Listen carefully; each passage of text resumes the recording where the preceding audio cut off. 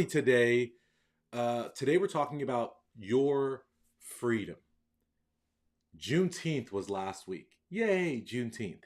And if you don't know, Juneteenth is the celebration. It's a weird holiday because it's the celebration of when freed slaves, the last handful that didn't realize they had been freed, recognized and were informed that they were in fact free.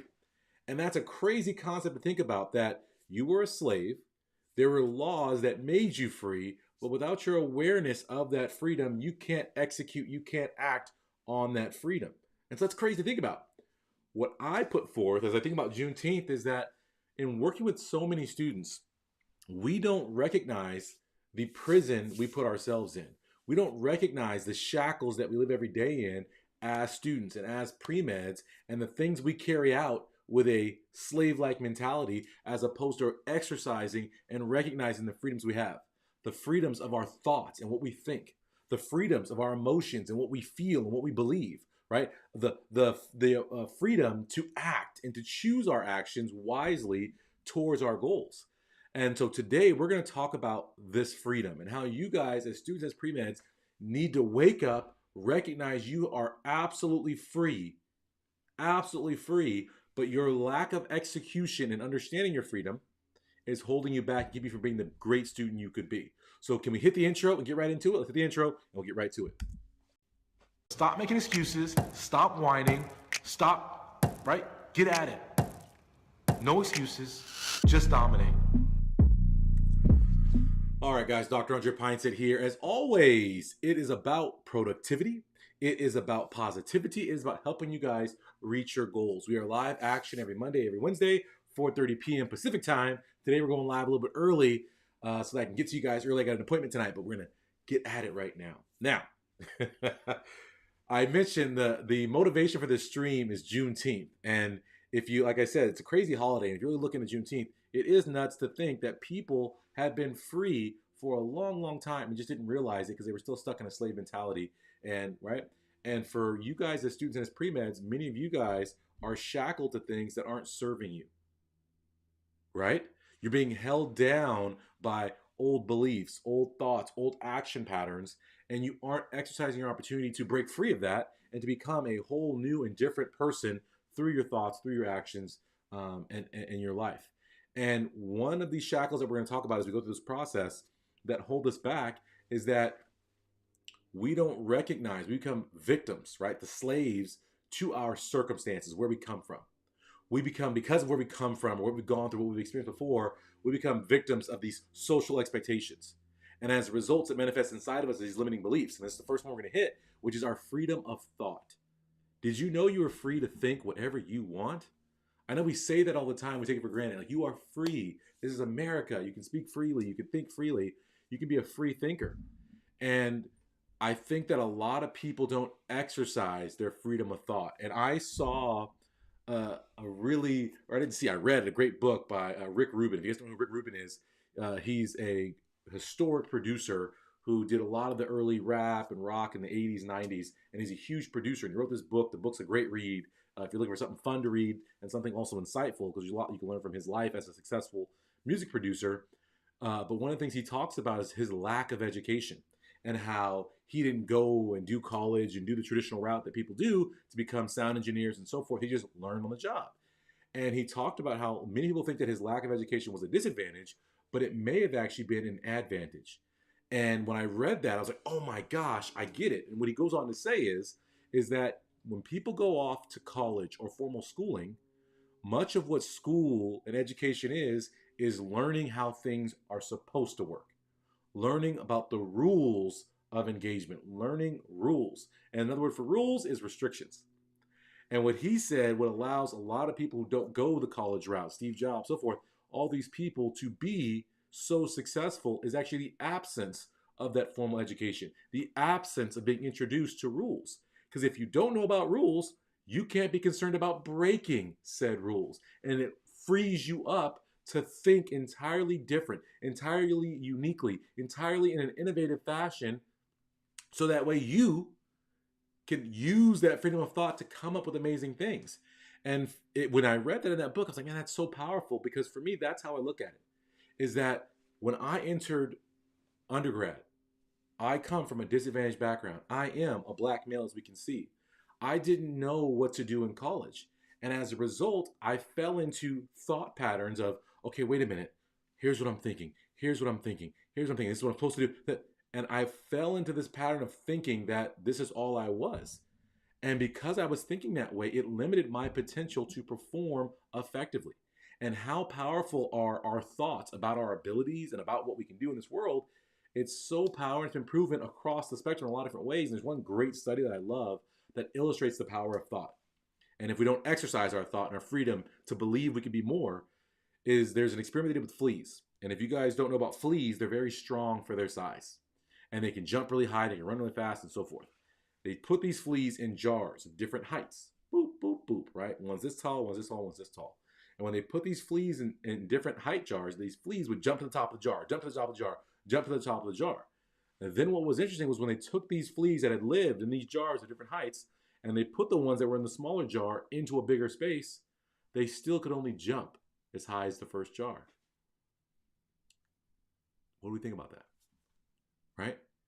It demonstrates the power of when you have been trained to think this is my ability, that you can't think that you can be more. You can't believe that you can be more.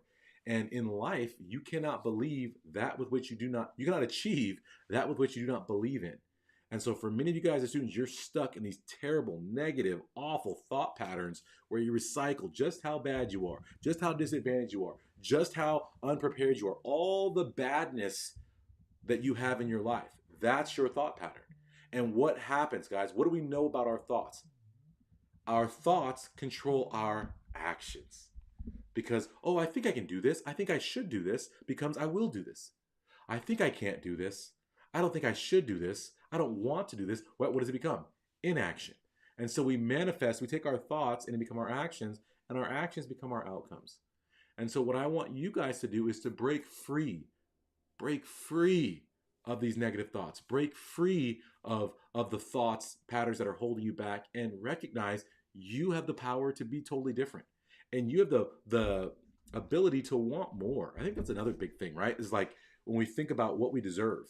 How many of you guys think that you don't deserve certain things? I can't tell you how many times every year I'm helping students apply to medical school, and we'll sit down with their application. I'm like, oh man, this is like a lot of stuff you've done. This is great. Okay, so what schools are we thinking about? I'm like, oh, I'm not really sure about applying to the Ivy League schools or to these top schools. I'm going to go for lower tier schools. I'm like, what are you talking about? Why would you do that to yourself? And they're like, well, I don't think they would want me. I think I'm qualified. Like, what? What? Don't reject yourself. Make the med school reject you. Look at your things objectively. You've done a great job. Don't denigrate yourself that way. Don't degrade your accomplishments. Be proud of what you've done and believe in it. And don't limit yourself. Don't restrict yourself. Don't reject yourself. You're amazing. You deserve that medical school acceptance.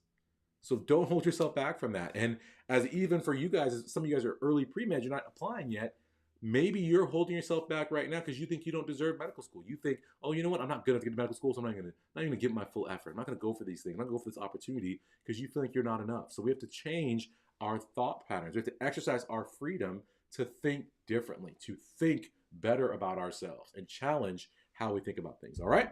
You guys all still with me? That's point number 1. If you're still with me, like the video right now. Let me know that I'm not here alone. Comment. Let me know. Say, hey, Dr. Pinesett, man, I appreciate you bringing this word today about me because I have not been exercising my freedom of thought. I've been thinking exactly what people tell me to think and exactly what I've always thought, and then I couldn't be more. The second point I want to make to you guys is that you have freedom of feelings and emotions. Man. How many times, I can't tell you, students approach me and they talk about the fact that they have all these negative emotions. I have this, I feel this, and oh gosh. And they don't recognize that they have the ability to choose how they feel. Did you know that? That you have the ability to choose how you feel. It's called emotional regulation, right? It's been a big popular buzzword for like the last 15 years. Your EQ, right? We've all heard of the IQ, the intellectual quotient. But what about the EQ, the emotional quotient? What is your emotional intelligence? Your ability to recognize your emotion, to regulate, to augment, and to shift your emotion. And it's one of the skills. I used to be a person, and I still call myself an angry person. But we have to recognize that our emotions don't have to control us. we can, one, change our emotion, and B, we can leverage our emotion towards different actions. And this is two different things. Let's talk about it. The first one is we can change our emotion. This is the harder thing to do. So maybe I'll start with the other one. Let's start with leveraging our emotions. So I mentioned I was an angry person. I was angry because I didn't have what other students had. I was angry because I didn't feel as smart as other students. I was angry because I had experienced so much academic failures. I was angry. And that anger made me withdraw early on because I would be envious of what they had. I'd be jealous of that. I'd be upset about. And so because I was angry, it would cause me to shut down and not fully engage with opportunities and with people. And it hurt my career early on. It resulted in me almost flunking out of school. Then I recognized, why am I angry? I'm angry because my career has gone wrong. It's gone wrong and I've experienced hurt. And so what I did was I flipped it. I said, okay, I'm angry. Maybe I can't not feel angry. But instead of that anger driving me to inaction and me actualizing my failure loop, I'm going to flip it and I'm going to take my anger and I'm going to use it like freaking fuel to fire me forward. And I'm going to say, yeah, it hurt really bad, really, really bad when they looked at me like I was stupid. It hurt really, really bad when my counselor told me that I would never graduate college. It hurt really, really bad when those kids would popcorn read to me to see me stumble and fumble through the reading because I didn't read well. That hurt me and made me angry. But instead of shutting down, I'm going to use that anger to say, I never want to feel that level of embarrassment, of shame, of disgust about myself again. And so I'm going to work so hard so that way, because I'm angry, I want to see the sour look on those people's faces when I succeed in spite of them, when I pass them up. And what's amazing, guys, when I flipped it that way, I was gosh darn angry. When I sit down and study, I was angry. But it was functional anger that drove me to be more focused, to get more work done. And what was awesome was it came full circle because then all those things I used to fire me up and make me angry, I got to see on the other end when I started succeeding, all the students who I thought were looking at me like I was dumb, whether they were or not. Shiloh, what up? Even though I don't know if they were or it's just my perception, right? Because life's about perception. I felt like they were looking down on me. And so I was angry at them. All those same students who I felt like were looking at me like I didn't belong and like I was crazy, you fast forward a couple months, all of a sudden I'm setting the curves, I'm doing well in my classes, and those same people are like, hey, how are you getting an A? What? I thought you were just, they couldn't understand my A. And so it went from me feeling like they were looking down on me to all of a sudden it felt like they were looking up to me. And I was like, yes. And so it really, really, really, really, really was awesome, not just to succeed, but to have those feelings reversed to where like, I'm not the inferior person, I'm the superior person, and they recognize it. We all see my greatness. And so at first, we want to learn to just harness our emotions in functional ways. That's the first thing. Then the higher level is that we can actually regulate and change our emotions. And there's a couple steps we can go through. You guys want to talk about it? Let's go through it. The very first thing is that we have to not let our emotions blind us. Very frequently, when people experience strong emotion, sadness, anger, joy, delight, whatever, love, lust, whatever you want to call it, all these different emotions, strong, fierce emotions. These emotions can blind us. They can take over and become the driver of our vehicle, and we're riding passenger. Our logic brain is riding passenger. Does everybody understand? So the very first thing we have to do is to recognize that when we have strong emotions, they can take control. We have to be able to not be blind, and we have to be able to look and see, oh my gosh, I'm having a strong emotion. So we have to be able to recognize I'm feeling something strong, and then we have to be able to pinpoint, oh, it's anger. Oh, it's a mix of anger and sadness. Oh, it's feelings of hopelessness and despair. It's the feelings of depression. It's feelings of anxiety. Whatever the feeling is, we have to recognize it. Then once we're able to recognize and see and not be blinded and recognize it, once we recognize it, we must ask a second question. We must ask our first, question, which is, our first question is, what is the emotion? Our second question is this emotion helpful or hurtful?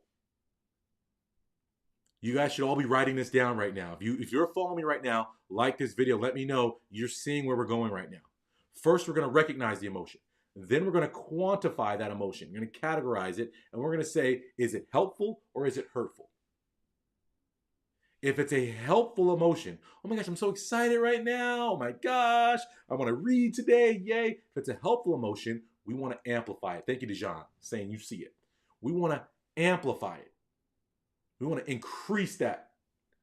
If it's a hurtful emotion, it's causing us to shut down, we then need to minimize it. Okay, so we have to categorize it. That next step is the maximizing and the minimizing. How do we do that? We either, if you think about your emotions, and I love this is from Tony Robbins. Tony Robbins talks about thoughts and he talks about emotions as tables. And I love this analogy because it makes it so clear and obvious how we can change them then. Imagine your emotions and your thoughts are tabletops. Okay? They're tabletops. The tabletop only exists. What makes it a table is the four legs that support it. And so if we want to change, we want to break a table, or we want to fortify a table, the way you do that is through the legs of that table. And so when we have a thought or an emotion, and we recognize it as hurtful, we then need to chop out its legs. And what are the legs?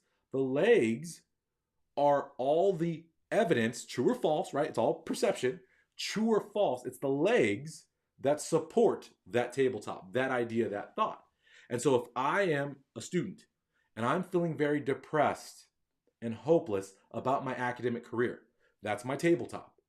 I then have to recognize that's a hurtful tabletop, so I want to chop it down. So now I'm going to look for the legs that support and have created that table. Maybe you're a student. I'll go back to me. Gosh dang it, I'm so frustrated. I'm so sad. Like, this is ridiculous. Oh my God, I've been sitting here for forever. And I can't get this work, blah, blah, blah. That's the thought you have, right? So then I said, okay, this is sadness, this is despair. How do I attack that? What are the legs? What are making me feel this way?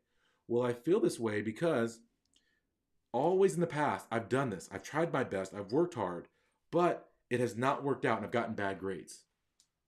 That's the first leg. So then I say to myself, okay, wait, it hasn't worked out in the past, but how does the past affect right now? This is a new opportunity. Just because I flipped a coin and it landed heads doesn't mean if I flip it again, it's also going to land heads. I have an opportunity to change and to be different. Okay, that's one leg. All right, the next leg is, well, shoot, I could change. I've said I'm going to change before, but I haven't changed. That's another leg. Well, wait, why didn't I change before? I didn't have anything to change to. I said I was going to change and study differently, but I didn't know how to study differently, so I couldn't change. How many of you guys have wanted to change, but you're like, I don't know what else to do? That's where getting educated about learning and studying and success comes in. I've done the heavy legwork for you. I've created the course, the 5 pillars of studying less and getting better grades. I also have all my pre-med courses to help you with the pre-med process. So whatever you aren't informed about, if you want to change, you don't know how to change, I'm here for you. My website, premedproductivity.com, get into a program, I'll coach you. You get video modules.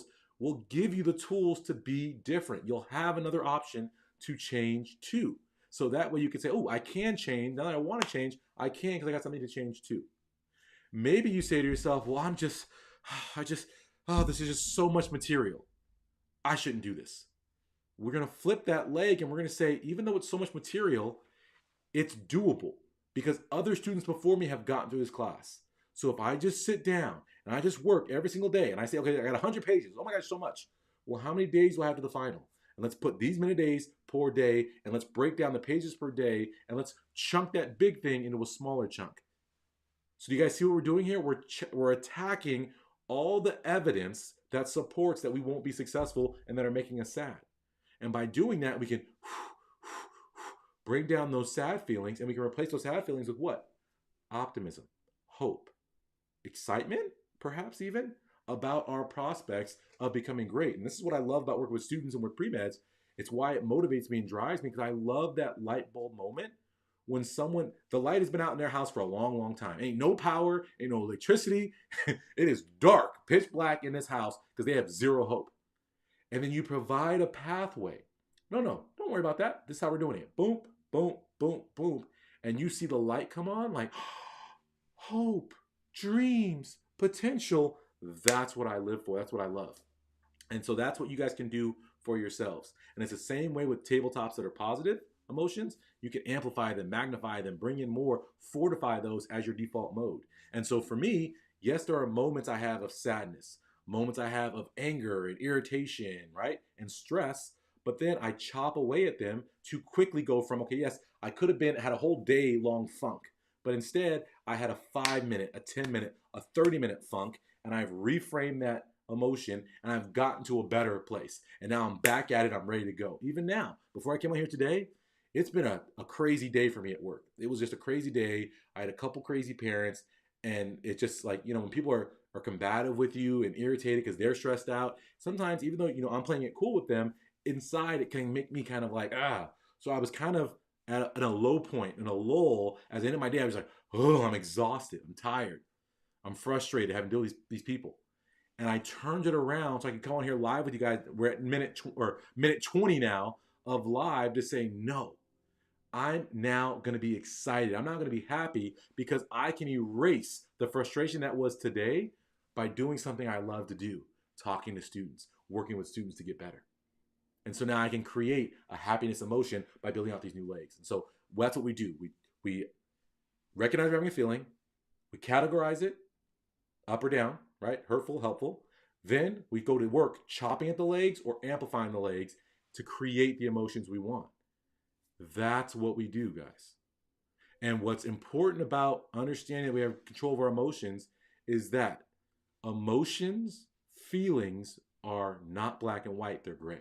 It's a spectrum. You only have to be positive enough or positive enough to act.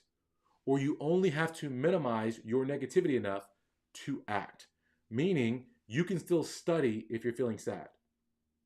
You just can't be overwhelmingly sad. You can still focus in and do well on your test if you're stressed or anxious but you have test anxiety at your test. But we want to reduce it enough to not be overwhelmed with anxiety. That's the separator. So we just got to bring it down to that threshold that we can tolerate. All right? That's point number 2. Everybody still with me? Everybody having a good day? Shauna, what up? Yes, the courses are great. Thank you for saying that, Shauna. I appreciate it. Julian, what up? That was me a few days ago. I had a 2 or 3 day funk. Very low energy. We got to snap ourselves out of it, guys. We can truly, truly snap ourselves out of our emotional state. And can I take a second there to even expand on that more? As an anesthesiologist, I do this all the time. All the time. I'll be having an emotion, right? It's a high stress environment. I had a student the other day come shadow, and they were freaking out because, oh my gosh, this kid, clearly something bad was happening. The vitals were crazy. And I'm cool as a cucumber. I'm talking, I'm educating as I'm doing some stuff. And they're like, and they were so freaked out. This is kind of funny. I asked them, and it wasn't urgent. I was like, hey, can you hand me the tape? And they thought this tape was like, I was going to save the patient's life with this tape. I was going to tape their whole body together. I don't know what they thought. But they were so freaked out. They went to go run, and they tripped and they fell. And I was like, oh. And I was like, hey, relax. You don't have to run. Well, it's just a lot happening. I'm like, calmate. I could choose to be anxious and concerned and stressed. That's not going to help me. In these moments, as an anesthesiologist, being freaked out that lives are on the line doesn't help the patient. Doesn't help me save the life. So I'm going to remain calm. That way I can focus on the task at hand and save the life. That's the separator. Does that make sense, guys? So that is emotional regulation in action, saving people's lives, anesthesia style, okay? Point number 3. Again, this is Dr. Andre Pinesett. Today we're talking about exercising the freedoms so you can unleash your potential as a student, as a pre-med. Point number 3. You have freedom of action. Woo, man. Man. I can't tell you guys again. One of the great things about working with students is the ability to change their lives. But one of the kind of crazy things when you work with students is you can't believe just how bad certain situations are for students, and you can't it's hard sometimes to sit in disbelief about how a student has self-sabotaged themselves into such a huge hole. I'm like, why would you do this? And they don't even recognize, I didn't know I had a choice. You have freedom of action, guys. And one of the biggest causes of students not to recognize their freedom of action is recommendations. is quote unquote requirements. They will be given stuff. You'll start college and you're given, hey, this is a sample, this is the recommended course load that you take throughout your journey. You take these classes this year, and so forth. This is what we recommend. This is what, and then students take that and they just do that without even thinking about, wait a minute, does that work for me? And I've had students, they'll be a freshman in college, they're handed a recommended class schedule. You got chemistry, biology, you got an English, you got a humanities course, and then you're taking labs for these two, and then you're taking this other research class to be able to get prepared for this. You're taking all these classes. Well, this is what was recommended to me. This is what my counselor put me in. Yet, this student, unlike the other students maybe in this class who took AP, biology, or whatever, this student has never taken a chemistry class. They're new to this, right? They're new to an advanced chemistry class. They don't have the background, the foundation to do this. They're in a math class, they're in calculus, but they haven't taken algebra before. They haven't thought, does this serve me? They just go with the recommendations, and as a result, what happens, guys? They get bad grades. They then feel like they're the bad student, and they didn't recognize they could have chosen a different path and set themselves up for success. And it was one of the best things I ever did, and I didn't even do it to my career. My mom helped me out. And I'm so thankful. Thank you so much, Mom, for doing this. But she enrolled me in Chemistry 1P. And I went to UC Irvine, and she enrolled me in Chemistry 1P, which is preparatory chemistry. It's not even real chemistry. And I was like, Mom, this is my last summer before college. I don't want to take Chemistry 1P. Why would you put me in that? And she's like, because you said you want to go to medical school and you're going to take these hard classes. I saw the things that they want you to take. You've never done this. And I'm like, no, I'll be fine. Don't put me in this class. And it was like the best thing ever because it was an opportunity to slow myself into college and recognize that, holy smokes, I am not prepared for this academically. And so because of that Chemistry 1P, I was able to go take that class. And when I started in the fall, I still took the recommended courses, but at least I had a stronger base. And so actually what I thought was gonna be my worst class, actually ended up being my best class. I got an A in Chemistry 1A because I had taken Chemistry 1P, which was half of Chemistry 1A. So it gave me a jump start in that. So at least I had a positive start there. And so for you guys, recognize that recommendations are just recommendations. You don't have to do anything. I see this with post-bac programs all the time. The post-bac program says, hey, you got to do this, this, and this during the program. You got to be in our MCAT course, take the MCAT before you leave. You got to apply right when you're done here. And as a result, these post-bac students do this, and listening to the recommendations, they get mollywopped, right? We talked about this a couple weeks ago in my live stream, all about how to be successful in post-bac. So make sure you take that video out. But you guys have the option in your lives to do something different. You have the option to step away from what's recommended. And in my career as a pre-med, I had so much fun as a pre-med, so much fun as a medical student, so much fun as a resident. I have so much fun as an anesthesiologist now because I recognize that just because something is the recommended action steps, I don't have to take those actions. As a pre-med student, you should be doing this and this and this and this and this and this and this. You got to do clinical volunteering. I tried listening to the recommendation. I went and did clinical volunteering. I quit halfway through my first shift. Hated it. They wanted me to change an adult diaper. And I said, nah, I don't be changing no adult diapers. I'm not with it. And so I recognized that opportunity was not for me, even though it was recommended, and I quit that. And even though you're like, oh my gosh, you quit clinical volunteering? I had no clinical volunteering when I applied to medical school when I got to Stanford. How? Because instead of wasting time rotting an experience I hated that was recommended to me, I diverted that time to doing more mentorship, to doing more working with students, things that I enjoyed. And as a result, I had a huge impact. People wrote me a nice letter of recommendation and all those kind of things, and it offset. And that's all anyone wanted to talk about when I applied to medical school was, man, you have a lot of teaching, a lot of mentoring. Do you love this stuff? I do love that stuff. And then guess what? Because they saw I did it in undergrad, when I got to medical school at Stanford, they wanted me to continue to do this stuff. And so I got to go talk at career days. I got to go do outreach. I got to do doctor for a days. I got to do all this great teaching and mentoring in my medical school track. I got to work and do summer programs where we did outreach for disadvantaged students. I got to create MCAT curriculum for disadvantaged students. I got to build up all this stuff that I love to do. And then I got to residency. Guess what, y'all? Then it became on me. And I started my own thing, right?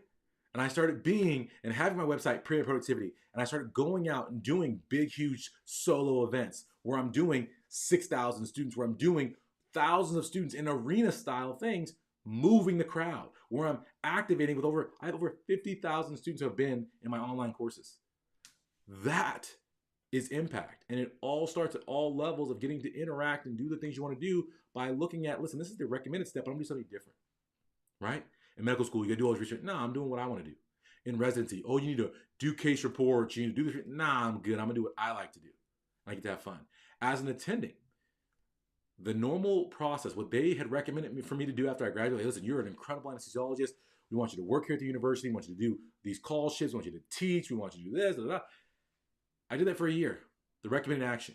And I recognized, man, I'm going to burn out this way because I'm working long hours. I'm doing all these things. It's zapping my joy because it's not what I want to be doing. I would much rather be working with students. I'd much rather have the time to sit and talk with residents and medical students. And so I left that opportunity. And now it's freed me up to be here with you guys at 2 something in the afternoon. It's freed me up to be able to have residents, medical students rotate with me, and I can sit there all day and just talk to them exactly how I want with no rush. The recommended actions are not the actions you have to take.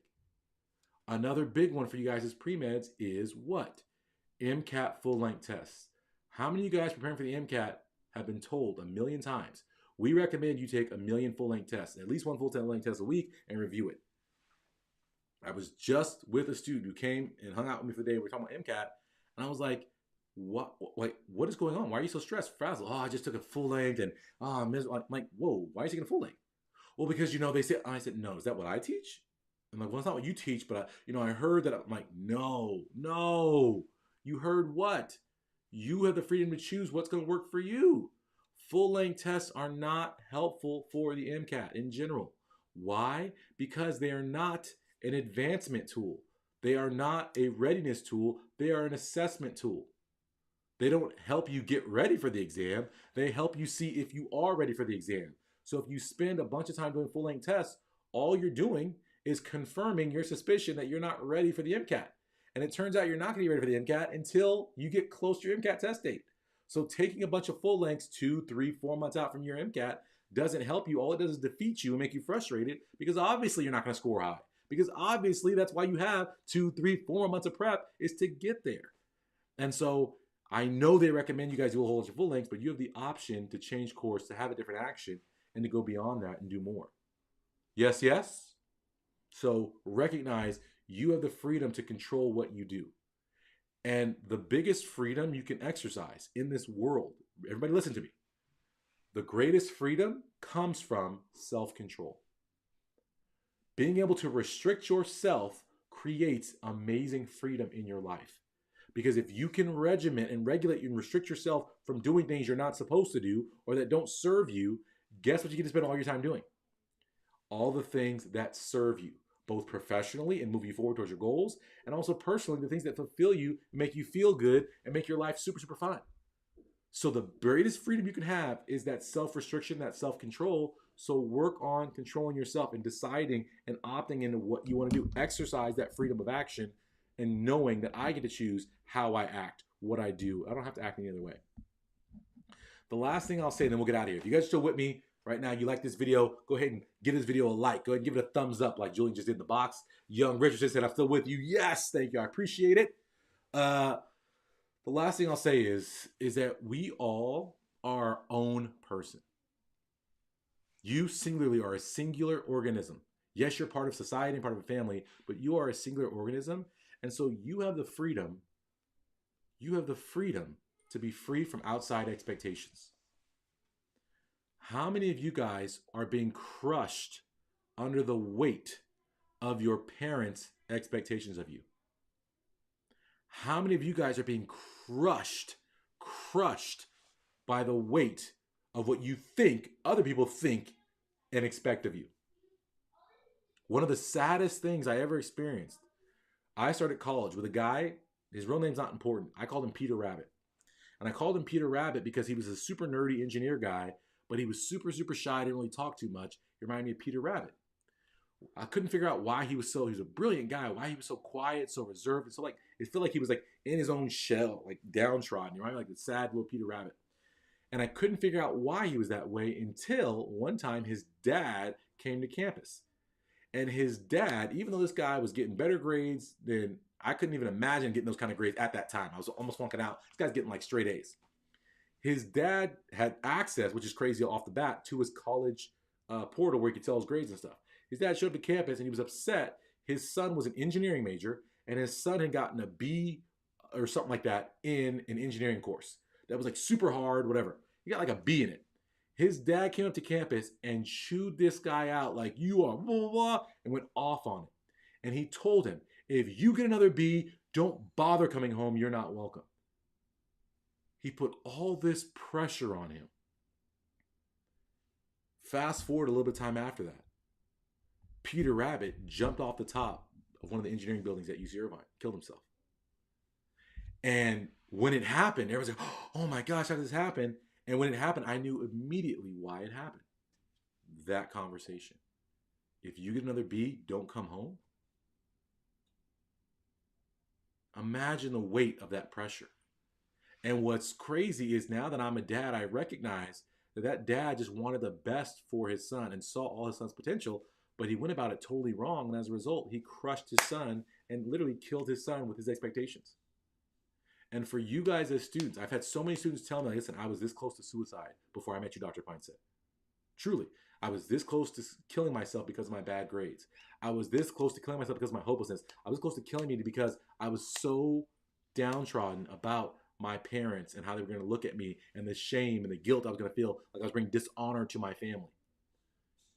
And they were able to turn it around. And for you guys, I want that for you. I want you to first and foremost recognize you are your own person. Don't ever let anybody else put the kind of pressure on you that drives you to feel bad about yourself, that drives you to hurt yourself, because you are a person of value and significance. And whatever your accomplishment is, like I tell my kids, if I were to call my kids in here right now, they would tell you, when they embark on any activity, any pursuit, whether it's school, academics, whether it's their athletics, whatever it is, I tell them, hey guys, what's our rules? What's our 3 things for today? What we're doing when we get out here on this court or on this field? And they'll always say the same things. 1, we're going to try our best. So all I want is effort, not the outcome. I don't care if you win, lose, do you give your best? 2, I want you to be aggressive. We tigers. We're going to be aggressive. We're going to take it to, we're not going to wait for things to come to us. We're going to give it our all and we're going to attack. 3, we're going to have fun. If you didn't have fun, it's a failure. I don't care if you won. If you didn't have fun, it's a failure. And so for you guys, I want you to take those 3 things. Every single day, guys, I want you to just try your best. Be your best self. If you aren't your best self, if you didn't give your all, that's something you should be ashamed about. Be aggressive. Go for things, man. Put yourself out there. And if you get rejected, you get rejected. If you fall short, you fall short. But be aggressive. Swing for the fences. Go hard. And if you do that, be proud of it. Right? I can remember many times I would see a beautiful woman. And I say, hey, beautiful woman, you was beautiful. Can we be together? And she'd be like, no, we can't be together. You ugly. And I'm like, oh. But it didn't hurt my feelings because I recognized, hey, what if she had said yes? And it turns out one day I was at a basketball game and I was sitting there and I saw this beautiful model, most beautiful woman I ever seen in my life. It was the woman of my dreams. I've been dreaming about her for years. And she was coming up the stairs and I saw her. I was like, dang, that's my dream woman. And I was like, whoo man, I've been rejected a lot, but maybe she'll say yes. And I went up to her and I said, hey, and I'm super suave. I was like, hey girl, you beautiful. You think me beautiful? Like that. I was super smooth. I was like, how you doing? Right? Super smooth. And then crazy enough, she gave me her number. And then we went on a date a couple days later. And that date was at BJ's, Huntington Beach. I'll never forget it. It was supposed to be, like the lunch dinner. It went 3.5 hours. It was so great. I let my samples burn up in the lab. I had samples running while I went to lunch. I was going to come back and get them. The date was so good, I let my samples burn. And then you fast forward, right? You fast forward 16 years later, and that woman is my wife. Dang. What? I did it. I was aggressive. I went for it. I gave her my best line. And now she's my wife. I won. You guys can win too. You guys hear what I'm saying right now? You got to swing for the fences, baby. You just might win. I won. And the third thing is have fun, y'all. You should be enjoying the process. It is such a beautiful thing and an opportunity for you guys to recognize you guys have the opportunity to experience higher education. You have the opportunity to read whatever you want to read. You have the opportunity to pursue being a doctor. That's awesome. Just the pursuit, the freedom to be like, man, I can go try to be a doctor. It's awesome. Be happy, have fun, enjoy that. You are feeding your brain. You are gaining knowledge. You are making something of yourself. Have fun with the process, guys. Enjoy it. Otherwise, what are we doing? Don't let your family put all that pressure on you. Don't let society put pressure on you. You're the only person who can judge you. And if you recognize that and realize that, we can take a breath and we can just go for it and have a good time. All right? I appreciate you guys joining me today. Thank you so much. I hope this has been beneficial. If it has, comment in the box. Like this video, let me know. If you're watching this on the podcast, the Premed Productivity Podcast, take a second and leave a review. If you want to change your life, you want to exercise full freedom, you have the choice right now. You can end this live stream, you can sign off, say, okay, ooh, that was great. Dr. Pinesett really rocked my world for 40 minutes, but I'm going to move on with my day and keep being the same me. You also have the freedom to choose to be different, to change, to elevate, to transform your academic life, to transform your pre-med life, put yourself on a path to get to medical school. And the way you do that is you get to premedproductivity.com, premedproductivity.com, my website, and you enroll in a program. And you say, Dr. Pinesett, coach me up, make me my dream. That's what you do. That's your choice today, guys. Have a wonderful day. I'll see you all next week, every Monday, every Wednesday, 4:30 Pacific. I appreciate you guys. Thank you so much for joining me. How do we always end? No excuses, just dominate, guys. You have no excuse. We recognize we are free. We are not slaves to expectations. We are not slaves to negativity. We are not slaves to our bad previous actions. We are free to choose to be different. Make the choice right now to be different, guys. Have a wonderful time, and I'll see you next week, guys. Later.